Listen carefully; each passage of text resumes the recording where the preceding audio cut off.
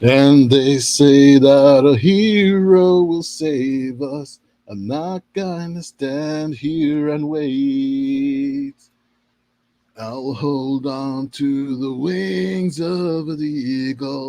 Watch as they all fly away. Whoa.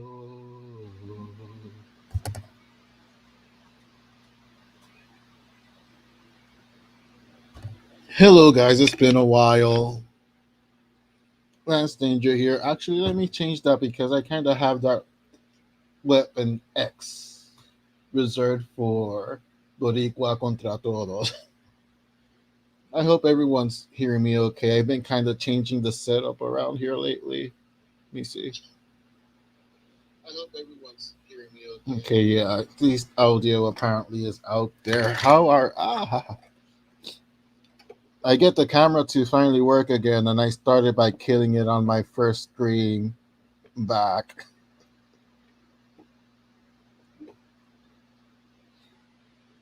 Yet another soul that Spider-Man couldn't save that fell. Press F for respects in the comments, everyone, for the camera. That camera was my Mary Jane. I loved him like a father.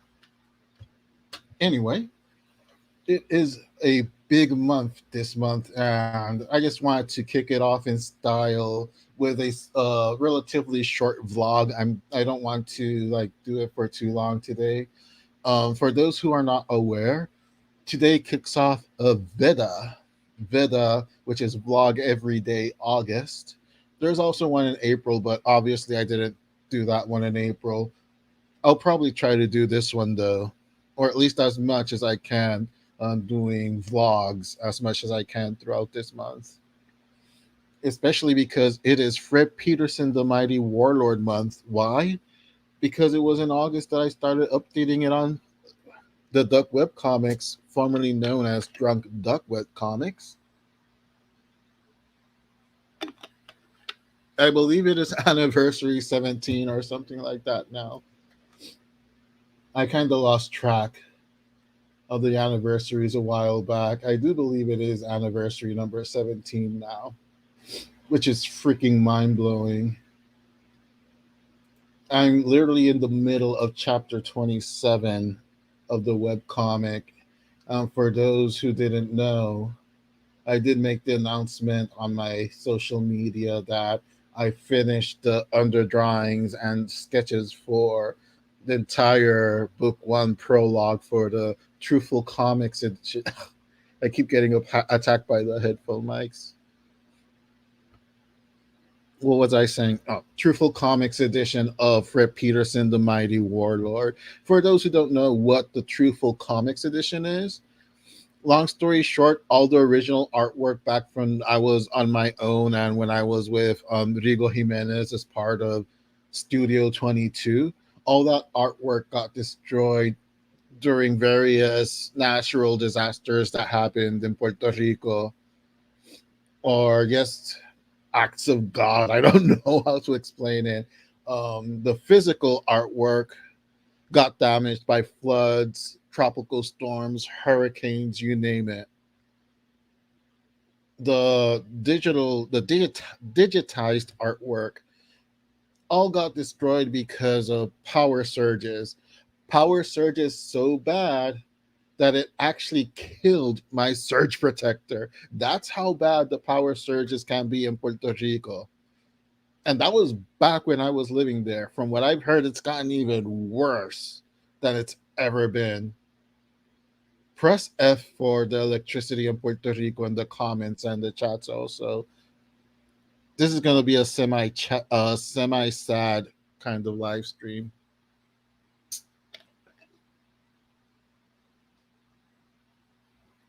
Just in case this is not alcohol, nor is it soda, it is sparkling water. During Prime Day, we decided to get a soda stream because we were buying a lot of sparkling water lately. And it was like,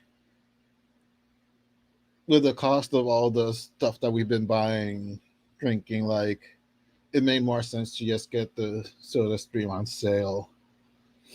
It's actually very cool.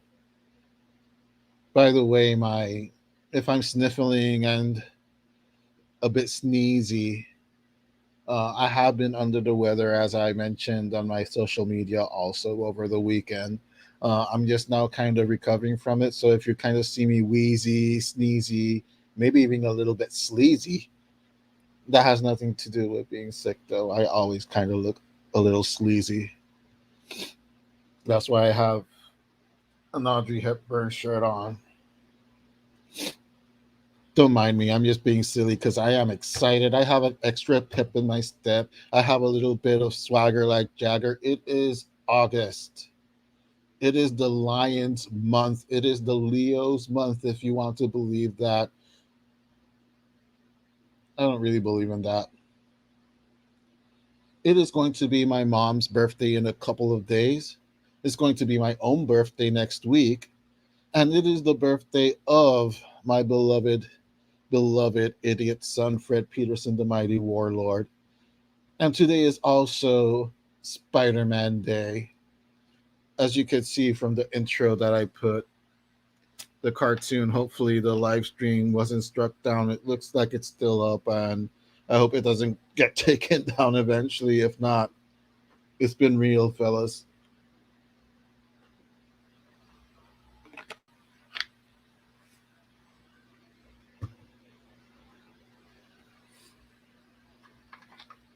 It's undeniable that Spidey has definitely been a big part of my geek creative life. Actually, let's put some background music here. Let's put some of that lo-fi. Now we're talking.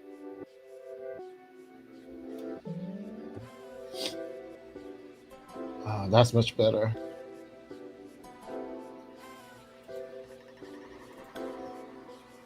All right. So as I was saying, it's undeniable that Spider-Man has definitely been a big part of my geek life. I grew up on Spider-Man almost as much as I grew up on Batman, to be honest. I grew up on the reruns of the 60s or 70s show, Spider-Man and His Amazing Friends. And I always saw the covers growing up, even though I never really dared buy the comics back then because again I was a little kid and I was into Muppet Babies comics and these weird anthologies that I don't see them done anymore. I've mentioned it a lot of times before in vlogs and blogs and whatever og. It was these anthology series that were like digest sized, kind of like the Archie digest, and they had a ton of different characters in it. It had everything from Alf to Mad Balls and Heathcliff the cat. And for those of you who aren't familiar with Mad Balls, this was this cool, I gotta admit, a very cool concept in the 80s where it was these toy balls that had monster faces, but it wasn't like just painted on or anything. Like, it was sculpted onto the actual ball and it had a lot of different designs. And being a little kid that was raised on horror stuff, I really appreciated those toys.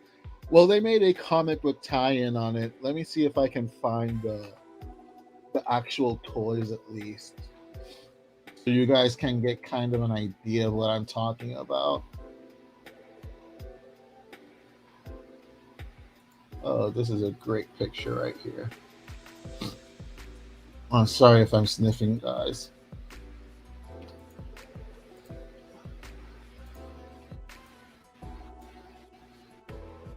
Here we go. Those are the Mad Balls. And I swear I had like half of those as a kid. Even my mom was kind of morbidly amused by them.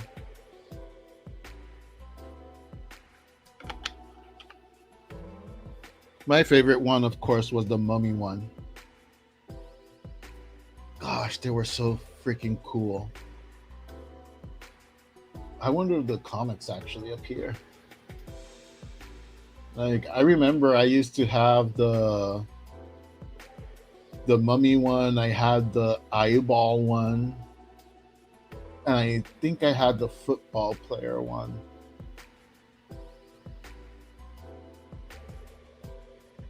Let me see if I actually can find artwork of the Mad Balls comics. Comics.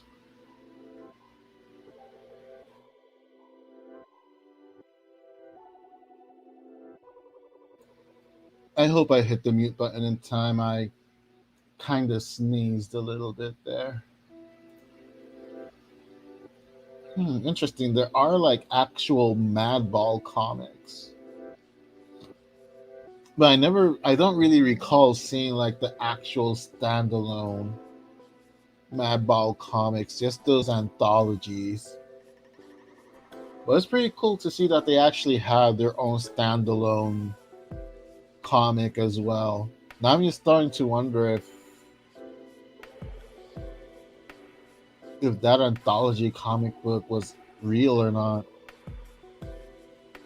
Hmm. Maybe some kind of Mandela effect or something.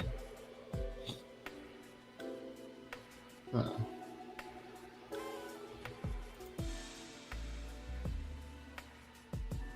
I don't know. All I know is that there were some very freaking cool toys. I wonder what it would be like if Tom McFarlane would make Mad Ball toys nowadays. He would have even more of my money than he already has right now. Between buying all the Spawn comics and buying a ton of the DC figures that he's making. I also have the 3 Spawn figures from the Kickstarter from a couple of years ago also. But anyway, are we talking about Spawn and Mad Balls and What Balls and anthologies and Alpha? Are we talking about Spider-Man? Where are you, Spider-Man? Like I actually did a blog over at truthfulcomics.com that is not actually available there anymore. There's a bit of a story to that. I'll get to that in a sec, but let me just look it up. I had to go into Wayback Machine to find this actually. For those of you not familiar with Wayback Machine, it's an archival site that you can go and you can pretty much look up websites that, for the most part, don't exist anymore, stuff that got deleted. Look at how some pages or whatever looked way back when. It's all archived there with snapshots from back in those times. So I actually went into that website to find some of my older blogs. Now, we haven't talked about this much, but it was common knowledge a few years ago, quite a few years ago, actually. My friend and colleague, Manuel Carmona, we would make blogs, of course, on our website, truthfulcomics.com. And he had done a blog post of Monica Puig, which is a tennis player of Puerto Rican descent. She actually retired a few months ago from active competition, even though she's like in her mid 20s, because ever since she won gold medal in the last summer Olympics in tennis, she's had quite a few catastrophic knee injuries, and she had to like call it quits because of that. Very sad, actually. When an athlete has to retire like that due to circumstances, especially so young. But back then, when she was starting to raise up the ranks in the tennis world, he made a blog about her, and he put pictures of her in the blog, of course, to make the blog look interesting and not just be like a whole wall of text there. And out of nowhere, some dude claiming to represent the photographer or whatever of the person that took that picture, or wherever site or newspaper that was published or something, and threatened to sue him, and actually um, pretty much bribed him out of money to not get sued. It's a very scummy practice. Like, we looked it up, and it's a dude that has.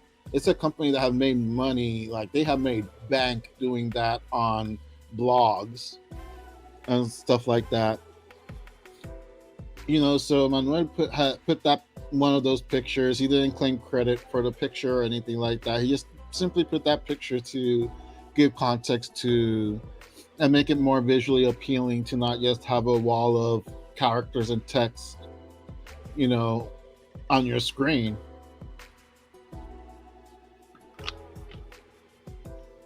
And understandably so, after that whole ordeal, Manuel kind of freaked out, and he actually deleted all the blogs overnight without backing them up. So I'm like, oh,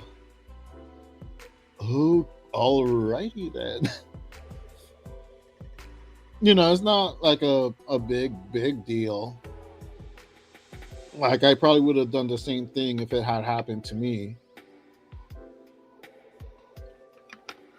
But thankfully, with sites like Wayback Machine from the Internet Archive, I could just like do a deep dive, and 99% of the times, whatever I'm looking for, I actually find it there. So, pro tip: if you want to check something out from an old site, or if you have a blog that for one reason or another was deleted a while back, you can definitely use something like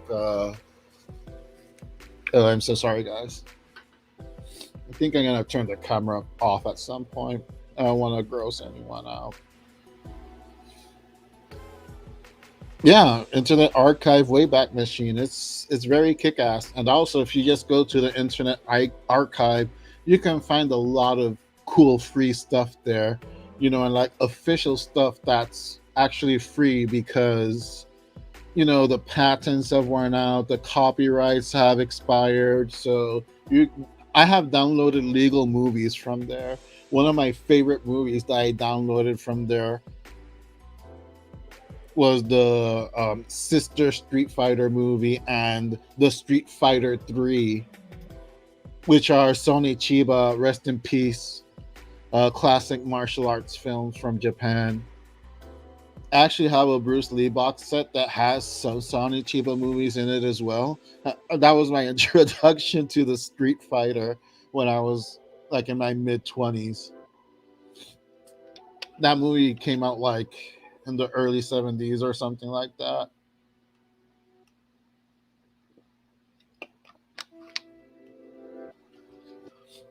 It actually influenced a lot of my fight scenes and fight choreography actually in my comics. That movie,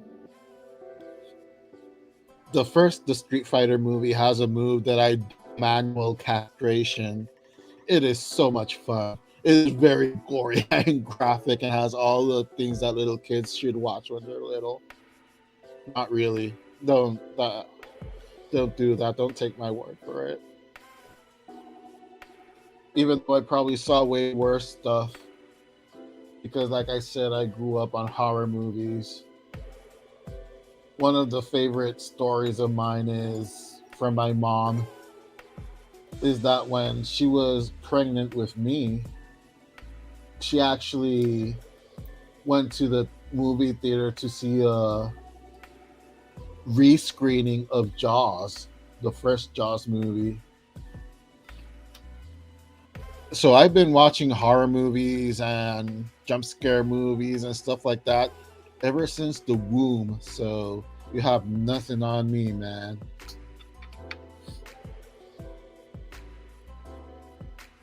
Funny thing, a person had taken beer into the theater and was discreetly drinking it next to her from the story that she would tell. And when the great white shark made its first jump scare, like the first time it actually jumped out of the water out of nowhere, toward in the third act, she says the dude freaked out and jumped out of his seat because he wasn't expecting it, and he spilled pretty much half a bottle of beer onto my mom, and she was having morning sickness that day while she was pregnant with me. So yeah, that was not a fun screening towards the end. Man, what women have to go through, it is insane. At least he was apologetic, or so she says. How we even got to Jaws and whatnot, I don't know. But here's that Spider-Man vlog. Blog? Swear to blog. A look back at Spider-Man memories, where I pretty much talked about my introduction, or wrote about my introduction to Spider-Man. Of course, the Amazing Friends, the comic books like Peter Porker, the Spectacular Spider-Ham. The first storyline I actually started buying of Spider-Man was the Spectacular Spider-Man, the Child Within storyline. Of course it was. What a fucking depressing story, man. Like, I swear, Spectacular Spider-Man. Oh my goodness. If you're into emo bands and you want to start your emo bands, I would tell you to read the Spectacular Spider-Man run of the 90s. You can read The Child Within, The Death of the Green Goblin, The Death of Vermin, almost all in a row, man. And I freaking loved it. Sal Buscema's art is still one of the most influential arts in my own art. You know, like what a pair of brothers, Sal and John Buscema. What was this John? I get the names confused sometimes.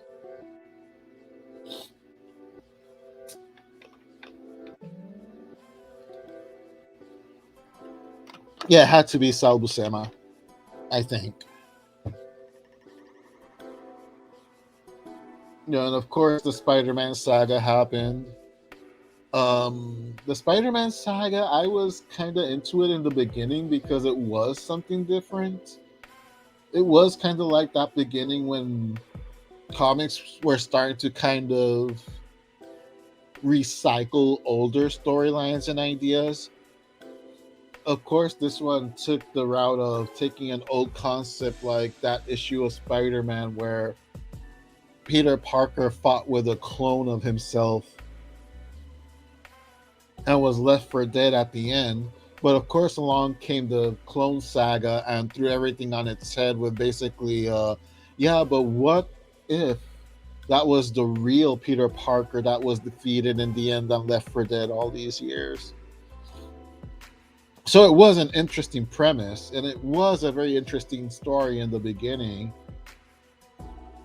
It just, in my opinion, got drawn out a little too much.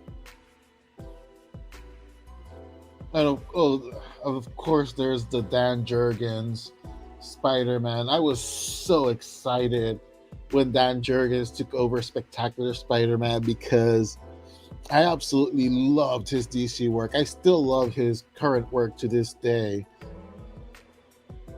You know, as a writer artist, he was definitely a big influence growing up as well.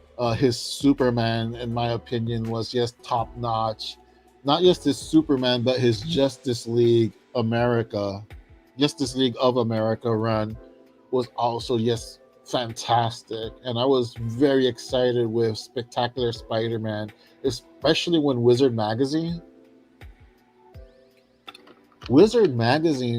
published like an issue zero or mini comic or whatever of Spectacular Spider-Man with an original story that Dan Jurgens wrote and illustrated. And his run only lasted like 3 issues, and I was so pissed when that happened when I was a kid. I think that was like the first flaw that I saw that kind of made me kind of gained a little bit of ill will towards the whole Spider Clone saga, and things just, in my opinion, spiraled out of control from what it was originally was. From what I understand, it was going to be like a sort of a Peter Parker is going to get away to ride into the sunset with Mary Jane, and Ben Riley was going to take over as Spider Man, which would have been a cool concept. It would have been very manga, actually, where sometimes main characters retire or dies or just pass the torch to a new generation of characters.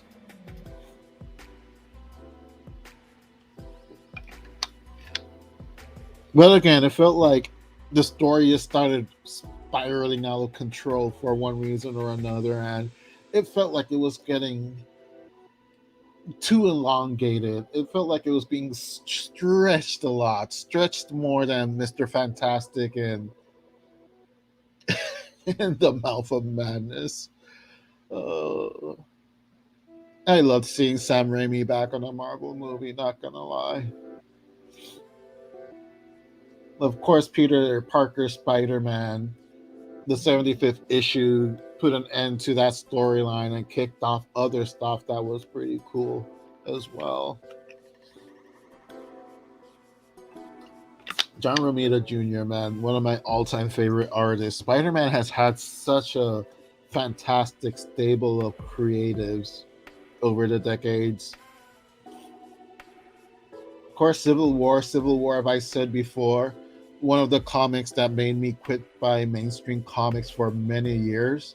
For almost 10 years, actually, I stopped buying mainstream comics because of Civil War, because of Spider Man One More Day, and because of Secret Identity. Actually, no, not Secret Identity. I believe it was Identity Crisis. Yeah, Identity Crisis over at DC. Not because they were like, I'm not going to dare say that they were bad stories or anything like that, because even One More Day, I learned to appreciate it more as time went on, especially the artwork. But they weren't for me. They weren't for me. It was starting to get a little too real, I guess, for my taste, and a little too dark for mainstream comics. Because holy shit, Identity Crisis! I even have to take my glasses off reflexively, just thinking about that story and Identity Crisis. Again, beautiful artwork. The writing was actually extremely good. Michael Turner covers, like, it has like all the ingredients that you would think I would have loved that story. And I probably would have if it was an Elseworlds story, or like a Watchmen story where it was just like a murder mystery, kind of like Watchmen. Because Watchmen is as dark as it gets, and it's one of my all-time favorite comic books. I even do admittedly enjoy the Scott Snyder movie. I actually had the ultimate director's cut, and I have not watched it yet. Like, it's like a director's cut that, has additional scenes and whatnot, but it also includes the pirate scenes as well, from the comic that the kid was reading in the comic books. I have to take a day to watch it, but it's Scott Snyder. No, not Scott Snyder. Oh, bless his heart. Zack Snyder. That reminded me of that tweet. That was a very funny tweet of Scott Snyder saying, "Hey, don't direct your hate towards me. I'm Scott Snyder, not Zack Snyder." As you can see, it's a mistake that anyone can make, especially if you're kind of fans of both of them. I still haven't watched the Snyder cut, by the way, of Justice League.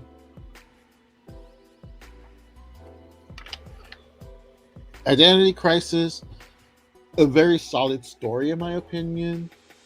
The art was top notch, and again, Michael Turner, one of my, perhaps my all-time favorite artist, aside from Joe Quesada. Yes, knocking out bangers out of, banger after banger covers for that. but it just left like a sour taste on my mouth.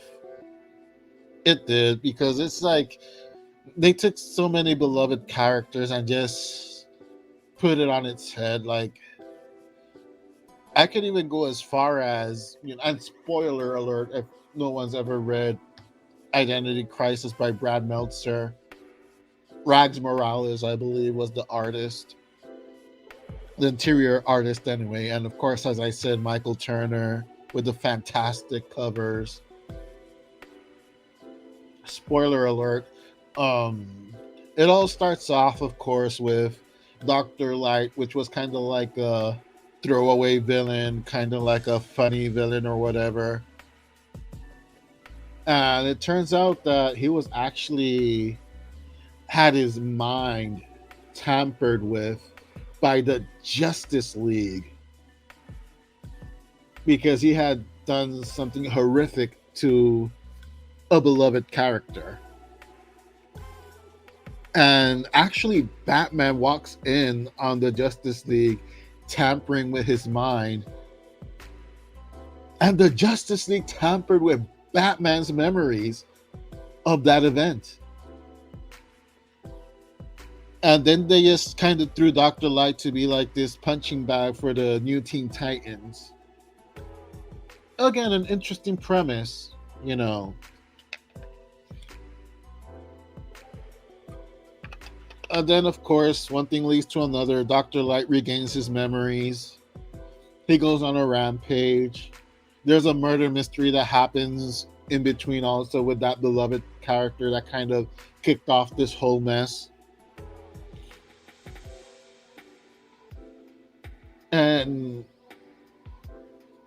it was just too dark. And again, I was raised with horror. I am fine with dark. I have seen and read much darker stuff than that for sure. Watchmen was arguably darker than that. But again, this wasn't an Elseworlds. This wasn't like a Vertigo book. This was mainstream with mainstream characters in canon. You know, it was within the continuity of that time that DC had. So it was just like, what? If you enjoyed it, I understand why. You know, I'm not bashing you if you actually enjoyed the story. But I just felt like stories like Identity Crisis, Civil War, and One More Day just made me burn out on mainstream comics back then. I just concentrated buying indie comics and back issues. Like, I didn't make much of a fuss about it, to be honest. But then when Humberto Ramos kind of started becoming like the Spider-Man artist in the 2000s, Dan Slott was starting to have his big solo run on the comic as well. That's when I was kind of starting to get into it again. I haven't read Big Time yet. When I wrote the blog, that's when Big Time was just announced. And they actually released a very cool trailer at the time that was like, oh, that looks kind of cool actually. And it's Humberto Ramos, you know. Eventually, I started buying Spider Man again. Like, it was actually with the New 52 that I started collecting mainstream comics again because of Scott Snyder and Greg Capullo being announced for Batman. Batman, of course, my all time favorite character. Scott Snyder, I had read the collected edition of his fantastic The Black Mirror story with Francisco Francavilla and Jock. Outstanding artist. I dare say my all-time favorite Batman story. And it features Nightwing as Batman. Go figure. So New 52 actually brought me back into mainstream comics. Specifically that Batman run. Greg Capullo again, going back to the whole Spawn thing. You know, he had made his comeback into comics with Haunt. And he was absolutely killing it in Haunt. And then him moving on to Batman, it was just like Scott Snyder, Greg Capullo, FCO Placenza, and Jonathan Glampion, the colorist and inker respectively, who worked with Capullo, and Robert Kirkman and Todd McFarlane every now and then during Haunt. To me, that was a dream team of creators. I know a lot of people, a lot of detractors were like, "Oh, it's Greg Capullo. It's the Spawn guy. He's too cartoony for Batman," and he got a surprising amount of hate online when he was announced as the Batman artist. Boy, did he shut everyone up with Court of Owls alone. That first issue alone, did he shut so many people up. And I can vouch for that because a lot of online colleagues that were typing out their thoughts on Twitter, of course, on message boards that were still kind of a thing back then, 2011, 2010, whatever. They had to do a 180.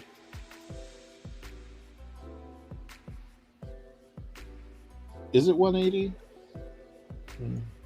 Yeah, it should be 180. Because if it's 360, they're just going to spin around into the same position that they were. They did a complete 180 and backtracked, and a lot of them actually even apologized after that first issue. And especially when it got to that crazy issue that was, I believe, issue number 6, where they started to mess with your mind by printing the pages upside down and double page spreads and mazes, and it was just a work of art. You know, Scott Snyder and Greg Capullo is one of those creative forces that are a match made in heaven to me. You know, a writer with a horror background and Capullo who has a horror dark background as well. It's just, what else can you say? I eventually got the trade paperbacks of the entire J. Malko Straczynski run of Amazing Spider-Man, along with John Romita Jr. actually, and of course the stuff during Civil War and leading up to Spider-Man One More Day. I actually did get that trade as well. And One Moment in Time, I believe it was called, the story that Joe Quesada eventually also made in Spider-Man in the comics, that kind of like closed a few of the loose, that kind of tied up a few of the loose threads of One More Day. It was okay. You know, it was actually One Moment in Time that kind of made me look back at One More Day and not feel as bitter as I used to feel bitter about that comic.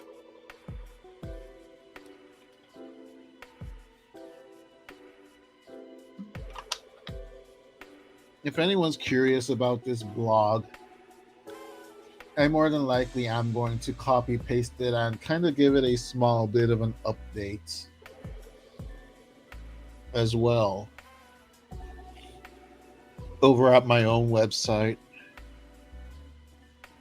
because I think it kind of merits to have like a small update. So yeah, happy Spider-Man Day to everyone. Spider-Man is also like a big thing for me because let me circle back to now Fred Peterson, the Mighty Warlord.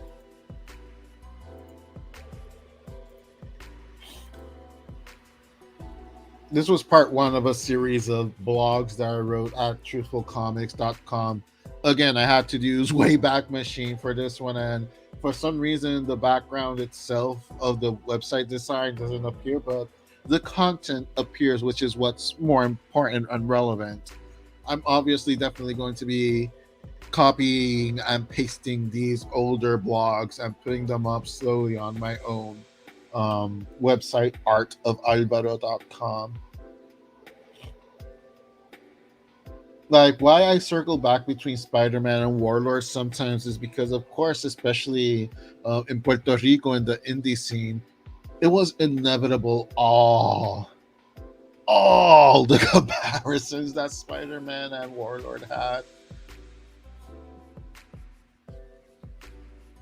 You know, like the nicer critiques would be like it's kind of like Spider-Man, or it's like Spider-Man. And the badder critiques would be it's a Spider-Man Spawn ripoff, but more Spider-Man than anything else. Spoiler alert, it's actually the Ray from the 1990s ripoff, with a little bit of Kyle Rayner Green Lantern from Ron Mars, also from the 90s.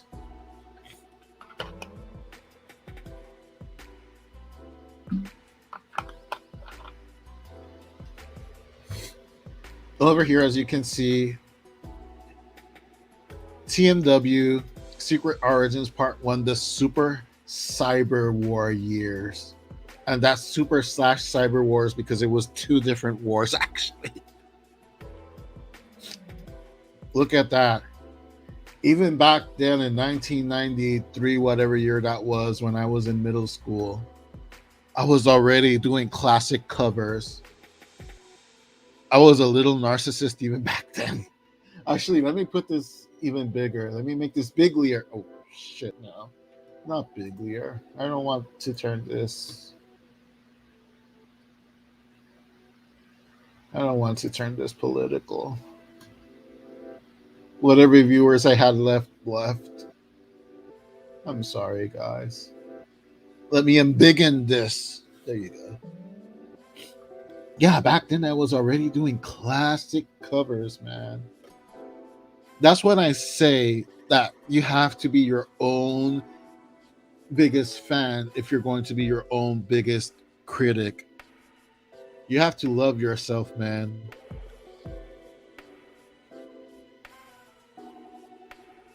You have to shower yourself with that damn love. So yeah, this is just like me kind of recreating the covers that I did like in 7th and 8th grade, and crossover stories with original characters that my best friends and myself created and were put to war. The Super Wars was the first war that happened between one of my friends and his characters. It was called the Super Wars because I ironically had my own character called the Peace Robot. It was just like this giant mech thing, which I'm probably going to actually do some stuff with in the future. Stay tuned with that. It was a robot called the Peace Robot, part of Peace Incorporated. And my friend saw that, and he was like, shit, I can do better than that. And he created his own character called the Nuclear Man, which was also like a robot thing. And that's when the Super War started. Yeah, 1992 to 1993. And here's one of the first illustrations I did of the Peace Robot, aka in Spanish, Robot de la Paz. Yeah, I was living in Puerto Rico already when that happened. And during one of the stories, you see earlier versions of characters that pop up in Warlord, like the mysterious exorcist. It was probably one of the very first, if not the first character I created from the Warlord universe, actually. He's actually one of the more popular characters in the comic, too. Like, the readership does very well on the doc and on the Truthful Comics website when I do the one shots of Exorcist. Of course, more main characters from Fred Peterson, the Mighty Warlord, John and Jeff Gardner, Rising Star and Falling Star from the Super Team Danger Zone. John Gardner, of course, Fred's childhood friend, one of his best friends, and his brother, which have big parts in the webcomic, especially in the last couple of chapters. John has some huge scenes. Of course, Tom Blair, the Fantastic Dark Avenger, which is his guardian slash roommate. And I'm sorry if I sound a little vague, but I don't want to give too many spoilers of the webcomic, since it is um 26 and a half issues that are done. Of course, there's Jane, and this is the second drawing ever that I did of the mighty Warlord, because the first drawing ever that I made was on a notebook that unfortunately my mom threw away one time that she randomly raided my bedroom and threw some stuff out. She even threw away homework by accident. That was a very dark day.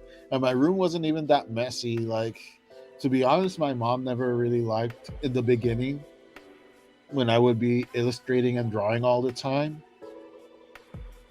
Like sometimes, like of course, I would like draw Batman and Ninja Turtles and whatnot, and my mom would be like, "You're not gonna get good grades drawing Ninja Turtles all the time."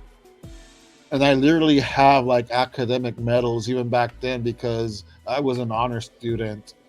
I was an honor student since elementary school. Like my grades did not suffer at all from illustrating. If anything, it helped because drawing at one point just simply became a release from all that pressure.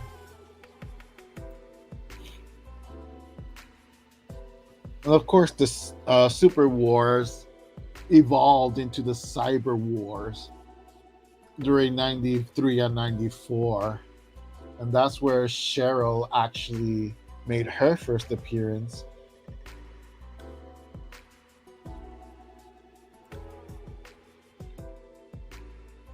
And other characters and whatnot.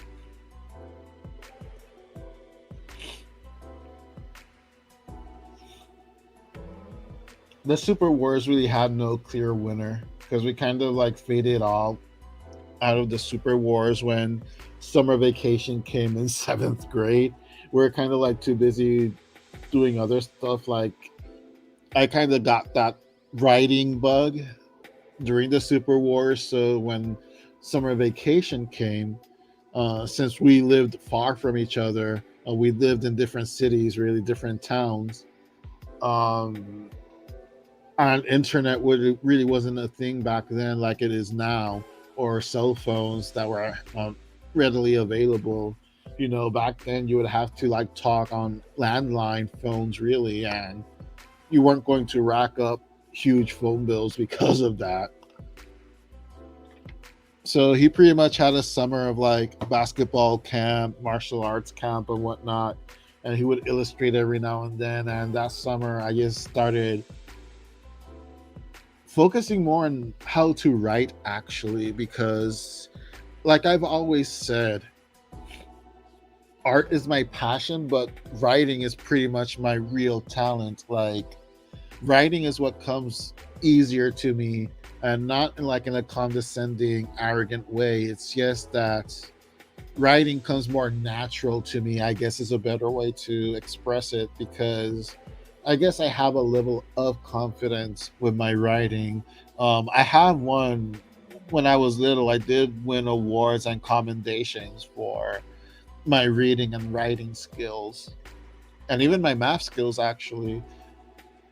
Not many people know, but originally when I was a kid, I wanted to be a scientist. I wanted to be involved in the sciences. But I didn't have much support for that either. Like, the dream scenario for my parents, my father wanted me to be an all-star athlete in whatever sport. It didn't matter. It just had to be a sport. And my mom, if I had a job, she would want me to have a nice cushy blue collar, white collar office job, which oddly enough is kind of like the day jobs that I've had the most. I don't know if that influenced or what or whatnot, or if that's just how the cookie crumbled. But that's kind of what ended up happening anyway.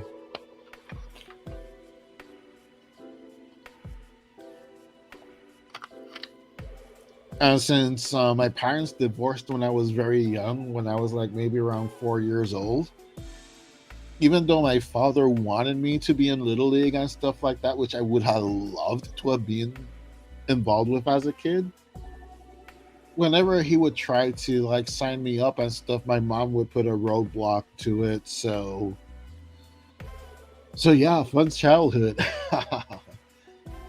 Everyone turned out okay, I think.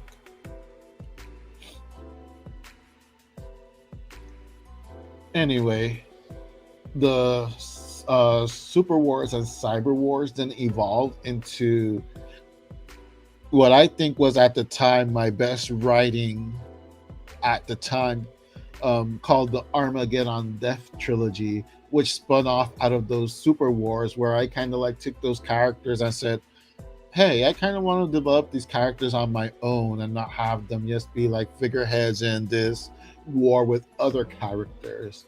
So I just kind of took them and made an original story with them.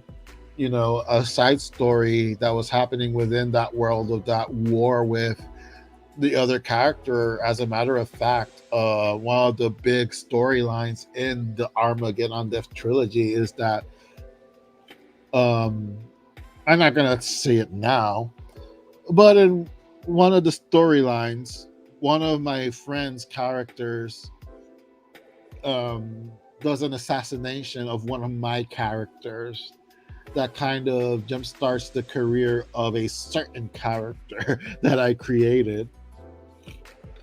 I'll probably talk more about it in the next time I talk about the whole cyber war stuff.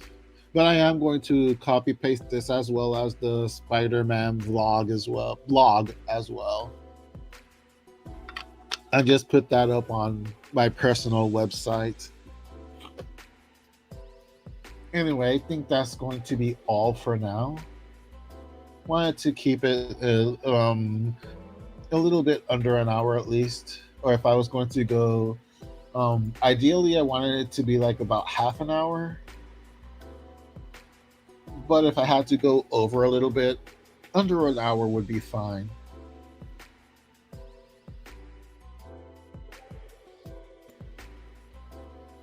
Sorry if I went silent a sec. I was just having a mini cough attack right now. Right, let me, yes. Anyway, I will be putting links in the descriptions to some of the other stuff, truthfulcomics.com. Go ahead and check that out. All my web comics are there, as well as other blogs and artwork and blogs by Manuel Carmona. And if you want to see like the more personal blogs and, um, more artwork, specifically from me, you can go to artofalvaro.com, where you can check out all my web comics there as well. Manuel Carmona also has his website. I believe it's the artofmanuelcarmona.com. You can go ahead, check that out. Later on, I'm going to edit the description box with all the links and in the comments section as well. Thank you all so much for watching. It is Vlog Every Day August, day one. Today I did it live. It's also Spider-Man Day. Raise a glass. And it also is the kickoff to Fred Peterson, the Mighty Warlord month. If you go over to the duckwebcomics.com, I actually updated a page in chapter 27. We are now halfway through that chapter. It's actually gotten a good reaction so far. Anyway, once again, thank you all so much for watching. I'll see you all on the other side. I'll be uploading a pre-recorded, more than likely, vlog tomorrow. And on Wednesday, of course, you can catch me with Chago Rodriguez of the YouTube channel Chago Approved, when we do our Boricuas Contra Todo live stream on Wednesday. Once again, thank you all so much for watching, and I will catch you next time.